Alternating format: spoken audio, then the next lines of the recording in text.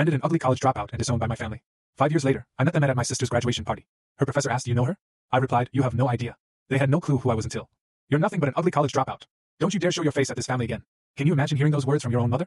Because I heard them 5 years ago, standing on my childhood porch, suitcase at my feet, watching my younger sister Cassandra laugh inside with our parents. That was the day they threw me out, and that was just the beginning. My name is Athena, and I was 22 then. I'm 27 now.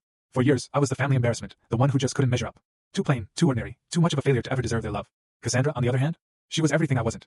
Beautiful, brilliant, driven, their golden child. Growing up, I learned quickly that love in our family was a performance. My parents, successful business owners, demanded perfection. Cassandra delivered. I did not. Everything shattered during my 3rd year of college. I was studying graphic design, and I loved it. Bringing ideas to life, creating art, it was my passion. But my parents hated it. They wanted law or business, something prestigious they could brag about. Graphic design is for people who can't do real work. My father sneered. You're wasting our money on this nonsense. My mother was worse. Every call, every visit, was a painful comparison to Cassandra, who was already on her way to medical school. Your sister's going to be a doctor. What are you going to be? Someone who makes pretty pictures? The criticism gnawed at me. Every word chipped away at my self-worth. When I started struggling with depression and anxiety, they told me to stop being dramatic. When my grades slipped, they threatened to cut me off. I tried to push through, I really did, but the pressure became suffocating. My mental health plummeted. I stopped going to class. I stopped eating. I stopped believing I was worth anything at all. Then, one particularly dark night, I made the only decision I felt I could. I left college. Not because I wanted to, but because I was breaking. When I told them, the explosion was immediate. My mother screamed for hours, calling me an embarrassment, telling me I was throwing my life away. My father looked at me with pure disgust and declared I was no longer his daughter. And Cassandra? She stood in the doorway, a smirk playing on her lips, enjoying every second. She always loved seeing me fall. They gave me 1 week to pack. No money, no place to go, no family to fall back on. I was completely, utterly alone, and I was terrified. I couch surfed for months, waitressing, working retail, cleaning offices at night, anything to survive. I felt like I'd hit rock bottom. But something shifted in me during those brutal months. Maybe it was anger. Maybe desperation. Maybe just pure stubbornness. But I decided I wouldn't let them define me anymore. Their version of me? It wasn't my truth. I saved every single dollar.